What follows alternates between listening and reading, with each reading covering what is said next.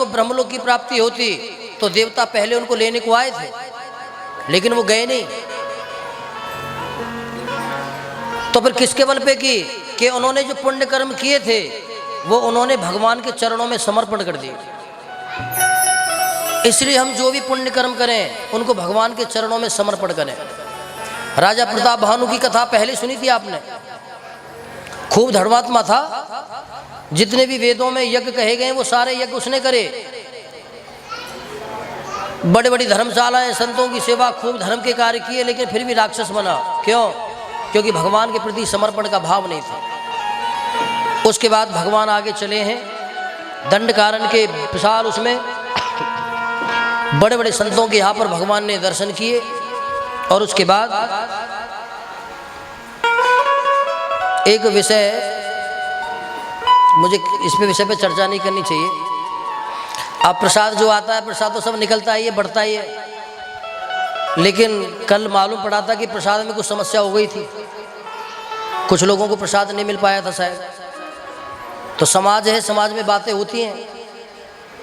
तो ऐसा नहीं है कि प्रसाद आता है, जितना आता है वो सब बढ़ ही जाता है।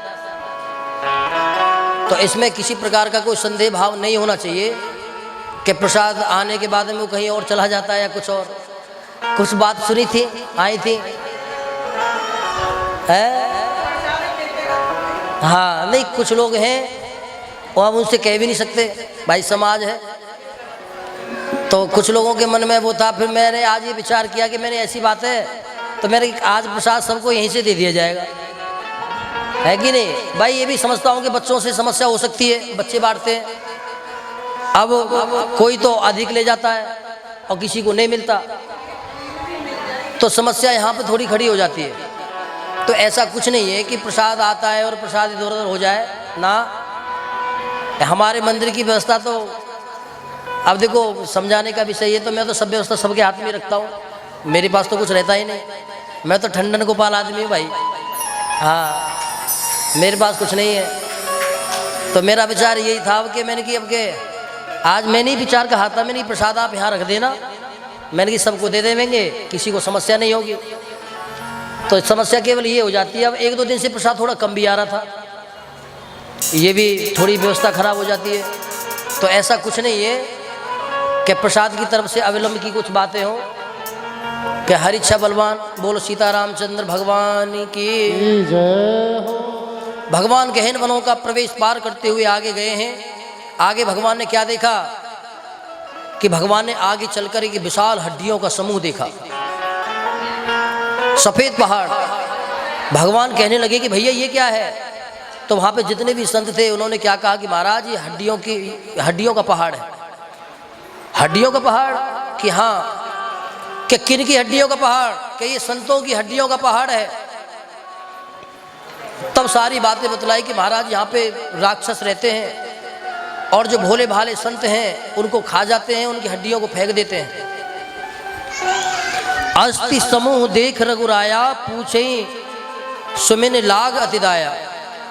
संतों ने पूछा, संतों ने बताया, भगवान को दया आ गई और भगवान ने तभी सभी इस धरा से सभी दैत्यों का वध करने का संकल्प लेकर के प्रण किया कि मैं संकल्प लेता हूं कि इस भूधरा के सभी दैत्यों का वध कर दूंगा। दो राक्षस थे जिनका नाम था आतापी वातापी। वो कैसे संत थे पता है? कि दो भाई थे वो। अब दोनों भाई संतों को निमंत्रण देने जाते। भगवान राम लक्ष्मण को अगस्त मुनि का प्रभाव बताते हुए ये बातें बतलाते हैं, क्योंकि हड्डियों के पहाड़ के आगे अगस्त मुनि का आश्रम था। तो भगवान कहते हैं कि लक्ष्मण ये अगस्त मुनि का आश्रम है, उनका प्रभाव ये है कि एक बार तो आतापी वातापी नाम के जो राक्षस थे उनका काम क्या था कि वो भोजन बनाते थे और महात्माओं को निमंत्रण देते थे। काय का निमंत्रण? बोले श्राद्धे कर्मे यथा युक्ता। श्राद्ध का निमंत्रण। अगर कोई निमंत्रण हो तो व्यक्ति मना कर दे, लेकिन श्राद्ध का निमंत्रण तो मना नहीं कर सकता, इसलिए उन महात्माओं को मानना पड़ता था। अब जब वो महात्मा निमंत्रण खाने जाते, बैठ जाओ, बोलो सीतारामचंद्र भगवान की जय। अब जब महात्मा निमंत्रण खाने जाते तो एक भाई जो वातापी था वो सूक्ष्म रूप लेकर के भोजन में घुस जाता। अब जब महात्मा जब भोजन कर लेते तो भोजन के माध्यम से वो राक्षस महात्मा के पेट में चला जाता। अब तो महाराज अब जब पेट में चला जाता तो दूसरा जो आतापी था वो अपने भाई को पुकारता कि भाई कहाँ हो। तब वो अंदर से पेट में से आवाज देता कि मैं यहां पे हूं, कि आ जाओ। तो महाराज वो वातापी नाम का जो दैत्य था वो संत के पेट को फाड़ करके बाहर निकल जाता था। संत मर जाता था और उसके मांस को खा लेते थे। बड़े दुष्ट थे ये। अब एक दिन इनसे गलती क्या हो गई कि इन्होंने अगस्त मुनि को बुला लिया। अगस्त मुनि निमंत्रण पर आए, उन्होंने ऐसा ही किया, भोजन में घुस गया, वो पेट में चला गया। अब वातापी बाहर से आवाज लगाता है कि भो आतापी मत दृढ़, कह रे आतापी कहाँ हो। अब उसकी कोई आवाज नहीं आई महाराज। 3-4 बार आवाज लगाई, आवाज नहीं निकली। अगस्त मुनि बोले कि बेटा वो तो पचा लिया हमने, वो अब नहीं निकलेगा बाहर। अब तो वो डर गया, भागने लगा। तो अगस्त मुनि ने अपने तपोबल से उसको भी पकड़ लिया और उसको भी वहीं पर भस्म कर दिया। ये अगस्त मुनि है महाराज। भगवान अगस्त मुनि के आश्रम पे जाते हैं। उनसे पूर्व सुदीक्षण जी के आश्रम पर जाते हैं। सुदीक्षण जी उनके शिष्य हैं। गुरु दीक्षा में ये कहा था कि भाई भगवान के दर्शन करा दो। तो सुदीक्षण आज भगवान को लेकर के अगस्त मुनि के आश्रम पर जाते हैं। भगवान वहाँ पर गए। अगस्त मुनि ने दिव्य उपदेश उनको प्रदान किए हैं।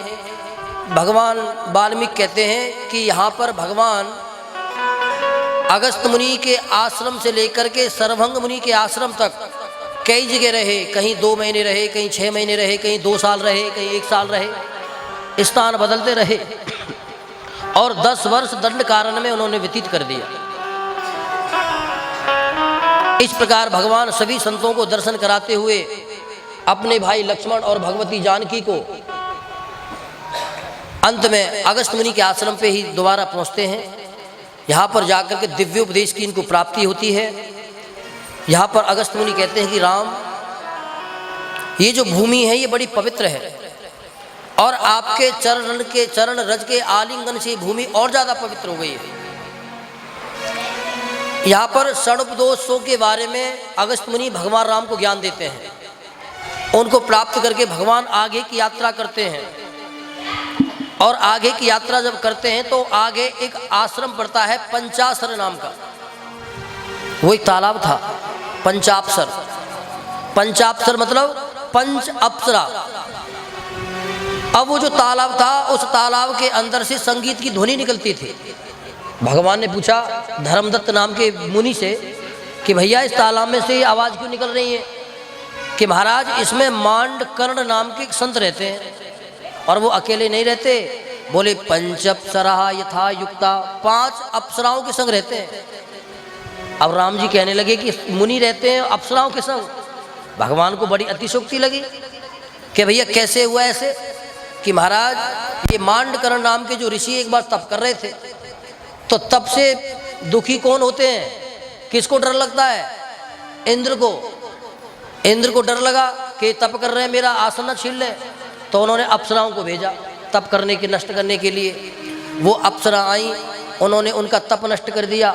जब तप नष्ट करके जाने लगी तो मांडकर्ण मुनि ने कह दिया कि देवियों तुमने अपराध तो किया है जो मेरा तप नष्ट कर दिया, लेकिन अब जाने नहीं दूंगा। अब सजा तुम्हारी यही है कि यहीं नाचो गाओ और मुझे खुश रखो। तो उस दिन से हालांकि तपस्वी हैं लेकिन अप्सराओं का काम केवल इतना है कि नाच गान करती रहती हैं, उनको स्वर्ग जाने ही नहीं दिया। तो ऐसे दिव्य संतों के दर्शन करके भगवान आगे निकलते हैं। उसके बाद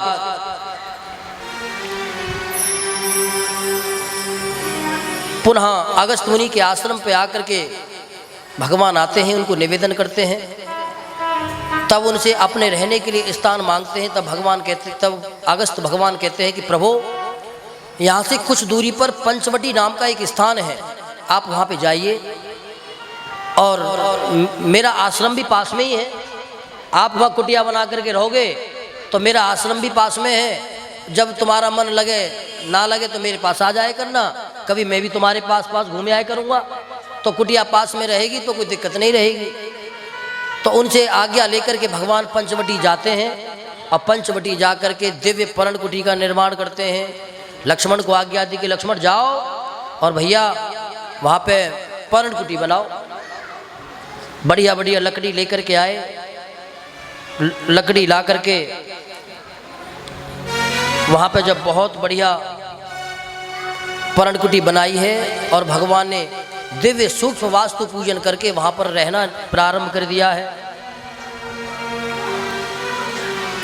अब जब पंचवटी पर गए तो वहाँ पर भगवान को एक गिद्ध मिला। कौन? बोले जटायु यस्य भ्रातरस्य दशरथस्य आत्मजा। एक गिद्ध मिला जिसका नाम था जटायु। बहुत बड़े बड़ के पेड़ पर बैठा हुआ था महाराज। इतनी बड़ी बड़ी आंखें, इतना भयंकर रूप। राम जी तो एक बार डर गए कि ये कौन है। तब जटायु ने कहा कि भो रामा मम पुत्रस्य। हे राम, हे लक्ष्मण, मैं जानता हूं कि तुम दशरथ के पुत्र हो। अब तो राम जी बड़े प्रसन्न हुए कि चलो कोई जानने वाला मिला तो सही। भाई तुम कहीं बाहर जाओ, कोई जानने वाला मिल जाए तो खुशी होती है कि चलो हमको जानने वाला कोई है। कि मैं जो हूं ना, तुम्हारे पिता जो है वो मेरे मित्र हैं। तुम्हारे पिता जो है दशरथ वो मेरे मित्र हैं।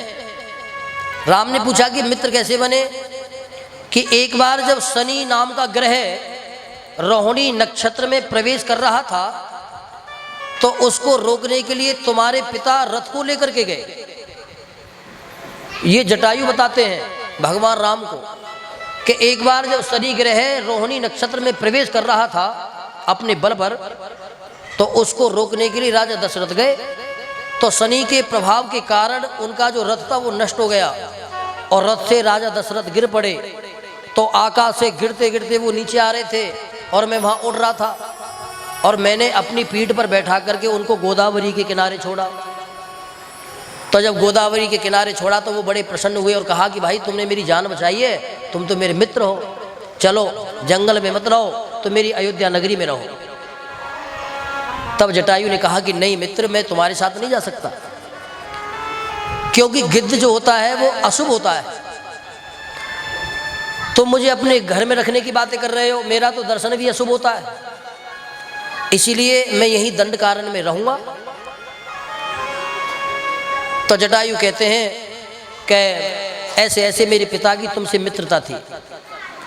भगवान बड़े प्रसन्न हुए महाराज, बड़े खुश होकर के लक्ष्मण से बोले कि लक्ष्मण, हमने तो ये सोचा था कि हमारे पिता चले गए तो हम अनाथ हो गए, तो चलो पिता के मित्र हैं, पिता के समान हैं, तो अब हम पुनः सनाथ हो गए, अब हमें भय वाली बात नहीं है।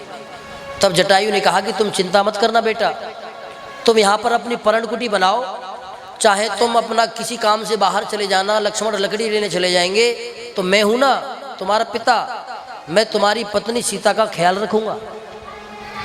अब तो महाराज राम जी के आनंद का पारावार नहीं रहा, उनके चरणों में प्रणाम किया और अपनी यात्रा को आगे बढ़ाया। अब भगवान राम वहां पर निवास करने लगे। एक दिन क्या हुआ कि प्रातःकाल भगवान गोदावरी में स्नान करके आ रहे थे। अच्छी सर्दी थी, हेमंत ऋतु भगवान को बड़ी प्रिय है। अब जो है जब हल्की जब सर्दी हुई तो भगवान राम को उसी समय भरत की याद आ गई। भरत की याद आते ही राम जी के नेत्र सजल हो गए। मन में कल्पना करने लगे कि इतना समय मुझे हो गया और पता नहीं कि भरत अपनी यात्रा को कैसे चला रहा होगा, राजपाट कैसे देख रहा होगा। उधर लक्ष्मण को भी भरत जी की याद आई है यहाँ पर।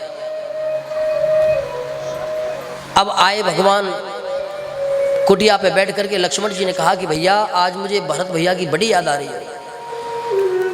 भरत जी ने, राम जी ने भी कहा कि लक्ष्मण आज मुझे भी भरत की बड़ी याद आ रही है। दोनों भाइयों ने भरत जी की चर्चाएं करी, दोनों भरत की चर्चा करके बड़े, देखो भरत जो है वो धर्म दत्त है। आप भी अगर कभी घर में होगे तो किसी अच्छे तपस्वी व्यक्ति की चर्चाएं करोगे तो आपका मन प्रभावित होगा, प्रसन्न होगा, और किसी दुष्ट व्यक्ति की बातें करोगे तो मन दुखी हो जाएगा। ये तो शास्त्र का विधान है। अब जब भरत जो है वो तो धर्मशील है। जब बारात जब गई थी तो अवध की जो जनकपुरी की गोपियां थी वो क्या कह रही थी कि ऐसा लगता है कि राम का एक सगा भाई है, जुड़वा। तो वो किसको देख करके कह रही थी? भरत को देख करके कह रही थी। और यूँ कहा था कि दोनों जो आए ना हमारे यहाँ, इनके जुड़वा और हैं। मुझे तो ऐसा लगता है व्यंग में कि इनकी माताओं ने 2-2 बच्चों को जन्म दिया है, क्योंकि लक्ष्मण जो है वो उनकी प्रतिभूति है शत्रुघ्न की। 2 गोरे 2 सांवले, ऐसी बहुएं ले आए। लेकिन बहू सांवले की गोरी आई, गोरी की सांवली आई। सब मैच वशिष्ठ जी ने बढ़िया बना करके लेके आए थे। अब जो है यहाँ पर आकर के भगवान ने मन से ही भरत जी का मंगला शासन किया है, क्योंकि वो राजा हैं। आकर के पर्णकुटी पर रहने लगे। एक दिन भगवान अपनी पंचवटी पर सामने बैठे हुए थे और महाराज तभी इंद्र का पुत्र जयंत आता है। वैसे तो वाल्मीकि रामायण में प्रसंग है कि जयंत ने माता जानकी के वक्षस्थल पर प्रहार किया, लेकिन तुलसीकृत रामायण में मर्यादा को देखते हुए कहा गया है कि जयंत ने माता जानकी के पैर पर प्रहार किया। तो रक्त की बूंदें निकलने लगी। भगवती दुखी हुई। राम जी ने देखा, राम जी को बड़ा क्रोध आया। अब तो महाराज दूर जब बैठे जयंत को देखा तो भगवान ने क्या किया कि एक तिनका को उठाया, मंत्र से अभिमंत्रित किया और उसके पीछे छोड़ दिया। तीनों लोकों में जयंत घूमता रहा, लेकिन कहीं उसको रक्षा नहीं मिली। ब्रह्मा जी के पास में गया कि प्रभु मेरी रक्षा करो, कि क्या हुआ। सारी घटना बतलाई। तब ये कहा कि राम का अपराधी है। तो ब्रह्मा अपने आसन से खड़े हो गए और कहने लगा कि अरे दुष्ट, तू यहाँ पे क्यों आ गया? अगर उनको ये मालूम पड़ गया कि मैंने तुझे आश्रय प्रदान किया तो मेरे ऊपर संकट आ जाएगा, भाग तू यहाँ से। भोलेनाथ के पास में गया, भोलेनाथ से भी दुत्कारा, लेकिन रास्ता बता दिया कि जिनका अपराध किया है उन्हीं की शरण में जाएगा तो तेरा कल्याण हो जाएगा।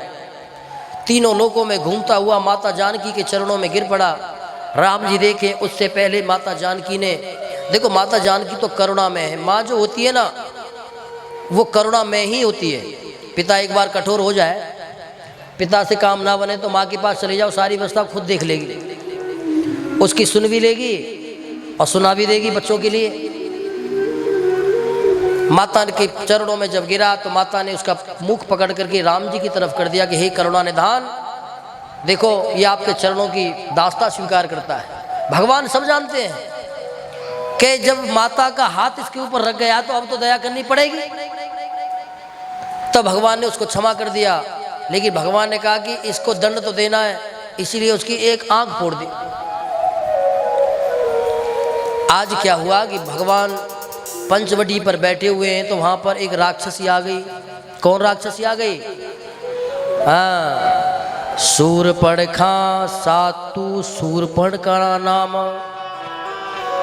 10 ग्रीवस रक्षसा भगनी राम भार्यायाम दददौ दृशो पवो शिवम। रावण की बहन शूरपणखा कैसे आ गई है?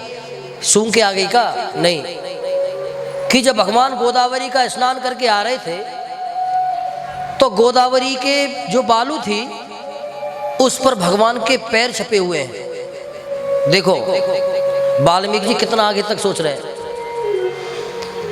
कि आई कैसे वो, उसको पता कैसे पड़ा कि जब भगवान स्नान करके निकले उसके कुछ समय के बाद ही गोदावरी के तट पर वो आ गई पानी पीने को। अब उसने क्या देखा कि जब भगवान जब आ रहे थे स्नान करके तो गोदावरी की जो बालू थी उस पर भगवान के पैर छपे हुए थे। अब वो भगवान के पैर हैं भाई, भगवान के पैरों में तो निशान है, शंख है, चक्र है, स्वास्तिक है, गदा पद्म आदि के निशान भगवान के पैरों में छपे रहते हैं। तो जब वो निशान जब उसने देखी तो वो कल्पना करने लगी कि जिसके पैर इतने सुंदर हैं वो कितना सुंदर होगा। तो उन पैरों के निशान को देखते देखते वो पंचवटी पे कुटिया तक आ गई। वाल्मीकि मुनि कहते हैं कि देखो, शूर्पणखा ने भगवान के चरणों का आश्रय लिया तो भगवान तक आ गई। अगर हम भगवान के चरणों का आश्रय लेंगे तो हम भगवान तक नहीं जाएंगे क्या? वो तो राक्षसी थी, बताओ भाई, वो तो राक्षसी थी। उसने भगवान के चरणों के निशान का आश्रय लिया और वो भगवान के सामने आ गई। और क्या कहती है? बोले तुम सम पुरुष ना मोसम नारी। भगवान के सामने आकर के खड़ी हो गई कि प्रभु, मैंने तुम्हारे जैसा सुंदर आदमी कभी नहीं देखा, और देखो तुमने मेरी जैसी भी कोई नारी नहीं देखी होगी। ये जो श्रृंगार होता है ना, कोई कितनी भी कुरूपा हो उसको सुंदर बना देता है। आजकल देखो श्रृंगार वाले, आजकल तो लोग स्टेटस पे लगाते हैं, मतलब 2 फोटो, श्रृंगार से पहले का और श्रृंगार के बाद का। कभी कभी देखते हैं तो बताओ ऐसा हो सकता है? मतलब श्रृंगार से पहले इतना बेकार फोटो और श्रृंगार के बाद देखो, उसको कोई देखेगा तो क्या होगा, है कि नहीं? पहले तो ये होता था कि लड़की नहीं देखी जाती थी भाई, पहले तो बड़े बूढ़े करे आते थे। आजकल तो चलो देख लेते हैं। अगर ऐसा सिस्टम होता तो फेरे के टाइम पे तो वो देखता, क्योंकि श्रृंगार करके आई है, वो भी खुश होता कि चलो बड़े बूढ़ों ने ठीक देखा है। अब जब सुबह नहाती धोती वो और अब श्रृंगार उसका हटता तो क्या सोचता कि यार फेरे के टाइम पे तो कोई और थी, अब कोई और नजर आ रही है।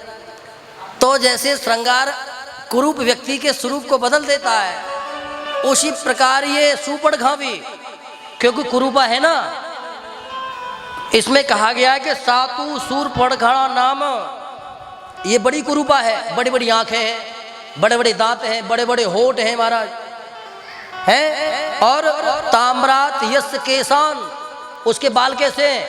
तांबे के समान लाल लाल। आजकल भी लाल वाल करके डोलते हैं। तो आप बताओ, मैं ये नहीं कह रहा हूँ कि शूर्पणखा का कोई तुलना नहीं कर रहा हूँ, मतलब मैं बतला रहा हूँ कि शूर्पणखा के बाल ऐसे ही थे। इसमें कहते हैं कि ताम्रात यस तथा केसम, के तांबे की तरह लाल लाल उसके बाल, पीले पीले। इतनी कुरूपा थी। और कैसी बन के आई? ओह महाराज, नारी, सुंदर नारी बन के आई, श्रृंगार करी आई, रूप बदली आई, और भगवान से आकर के प्रणय निवेदन करने लगी कि प्रभु, मैंने तुम्हारे बराबर कोई दूसरा सुंदर नहीं देखा। सुकुमारम महासत्वम पार्थिवम व्यंजनानति, कि मैंने तुम्हारे बराबर सुंदर आदमी नहीं देखा, और मुझे भी देख लो, मेरे बराबर भी कोई सुंदर नारी नहीं देखी होगी। बोले तुम सम पुरुष ना मोसम नारी, यह संजोग विधि रचा विचारी। ये विधि का विधान है, जो तुम्हारे जैसा सुंदर रूप बनाया तो तुम्हारे लिए मेरी जैसी सुंदर नारी बना दी। भगवान ने देवी जी की तरफ देखा कि भाई जोड़ी की बातें मत करो, क्योंकि हमारी जोड़ी तो हमारे पास बैठी हुई है। कि कौन है? कि मेरी अर्धांगिनी है, मेरी पत्नी है, और मैंने तो एक पत्नी व्रत का संकल्प लिया है। तो मेरे बारे में तुम ये बातें करो ही कि मत मैं तुम्हारा विवाह, तुमसे विवाह करूंगा। एक काम करो कि वो है ना मेरा भाई है लक्ष्मण, उसके पास जाओ। अब लक्ष्मण जी पास में खड़े हुए थे, समझ में तो कुछ आ नहीं रहा था लक्ष्मण जी के, लेकिन इशारा देख रहे थे कि भगवान मेरी तरफ इशारा कर रहे हैं। अब वो आई, अब जब वो आई तो निवेदन करने लगी कि प्रभु, मुझे उन्होंने भेजा है आपसे शादी करने के लिए। याचना तो वो मुझसे कर रहे थे। जब उसने ये कही कि याचना कर रहे थे, तभी सतर्क हो गए लक्ष्मण जी कि बताओ, भगवान के लिए ये कह रही है कि वो मुझसे याचना कर रहे थे शादी के लिए, तो कहती है कि मैं तो गोरे से शादी करूंगी। अब वो तो सामने हो, तुम गोरे हो, मैं तो तुमसे शादी करूंगी। अब लक्ष्मण जी मन में कल्पना करने लगे कि बताओ, अभी तक तो भाई लक्ष्मण कौन है? वो जीवाचार्य हैं, वो जीवों के आचार्य हैं। अगर लक्ष्मण जी की बात नहीं मानोगे तो कष्ट होगा। राम जी ने बात नहीं मानी तो देखो कष्ट हुआ, और सीता जी ने बात नहीं मानी तो कष्ट हुआ, क्योंकि लक्ष्मण कौन है? वो जीवों के आचार्य हैं। राम जी से भगवान ने कहा था लक्ष्मण जी ने कि प्रभु, सृष्टि बनाने वाले तो तुम ही हो, तो क्या तुमने कभी अपनी सृष्टि में सोने का मृग बनाया है? बताओ। लेकिन भगवान कहते हैं कि आज पे जीवन में पहली बार तो सीता ने कुछ मांगा है, और हम भी उसको ला करके ना दें। प्रसंग इसी में ही है। अब जब लक्ष्मण जी के पास में गई तो लक्ष्मण जी मन में कल्पना करने लगी कि ये कभी किसी की पत्नी नहीं बन सकती। क्यों? क्योंकि ये पत्नी बन के रह नहीं सकती, पति को अपने बस में करके रखेगी। क्यों? क्योंकि अभी तो उनसे जाके कह रही थी कि तुम सब पुरुष ना मोसम नारी, अब उन्होंने मना कर दिया तो मुझसे आके कह रही है, तो ये तो एक जगह टिकने वाली है नहीं। तो इन्होंने कह दिया कि तुम जाओ। तो लक्ष्मण जी क्या कहते हैं पता है? लक्ष्मण जी कहते हैं कि कुरूपाम यस्य वृद्धम च स्वपत्न्या निहिर्यते, कि तुम तो सुमुखी हो, तुम तो कमल के समान मुख वाली हो, और उनके पास में जो पत्नी बैठी हुई है वो तो वृद्धा है, कुरूपा है।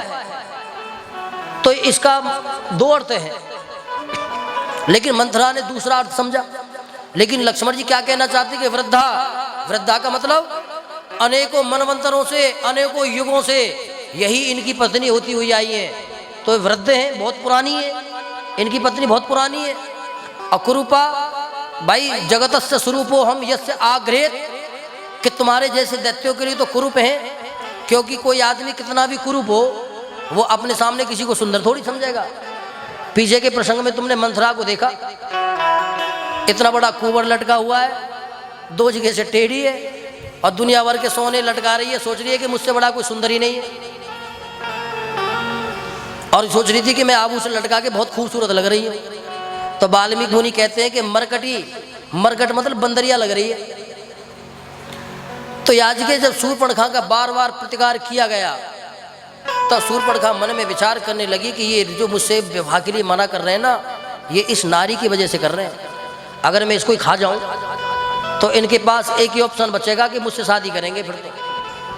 अब जैसे ही भगवती जानकी की ओर दौड़ी, अब नाक कान काटने में लक्ष्मण जी बड़े निपुण है महाराज। इसमें 3 नारियों के नाक कान लक्ष्मण नहीं काटे। ताड़का, इसमें विधाय है कि ताड़का का भी उन्होंने वो किया था, जब ताड़का वन में गए थे तो नाक कान काटा था पहले उसका, तो मारा। अभी शूर्पणखा आ गई। अब आज्ञा दी राम जी ने, तुरंत बिना विचारे किए और महाराज शूर्पणखा के नाक और कान काट लिए, वेद और धर्म से उसको हीन कर दिया। रोती गई। घर दूषणे तथा युक्ता मुक्ता धार्यते नवा, दौड़ी दौड़ी घर दूषण के पास में जाकर के गिर पड़ी, करे धिक्कार है तुम्हारे जैसे भाइयों को, जिसकी बहन की नाक कट गई और तुम यहाँ पर बैठे हुए हो। घर दूषण ने कहा कि बता तुझे क्या बात है।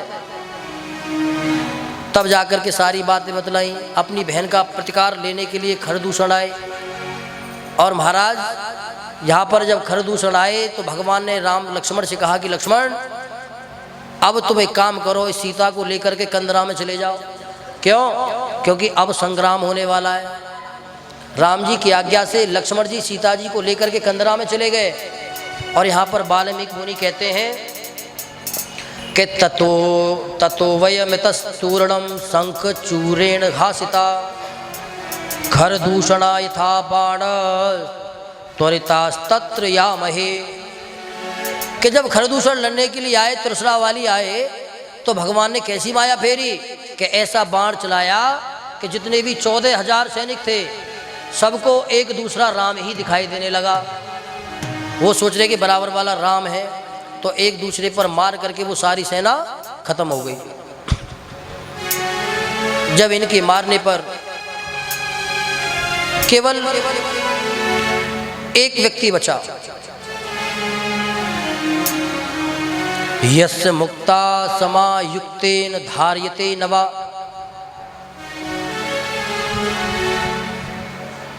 वितंपन नाम का दैत्य जाकर के जब रावण के पास में गया, उसने सारी घटना से अवगत कराया कि महाराज ऐसे ऐसे बात है, पूतना के शूर्पणखा की नाक कान काट डाले और खरदूषण मारे गए। विकंपन उसका नाम था, विकंपन। तो रावण ने कहा कि भाई बात बता कि जब 14,000 सैनिक मारे गए तो तू अकेला कैसे बच गया? तू अकेला कैसे बच गया? तब अकंपन कहता है कि महाराज बस में बच गया। अब यहाँ पर कैसे बच गया, वाल्मीकि मुनि ने या तुलसी कृत में तो ये वर्णन नहीं दिया गया, लेकिन पूर्वाचार्य और संतों का मत यही है कि जब अकंपन भागा तो स्त्री का रूप लेकर के भागा। क्यों?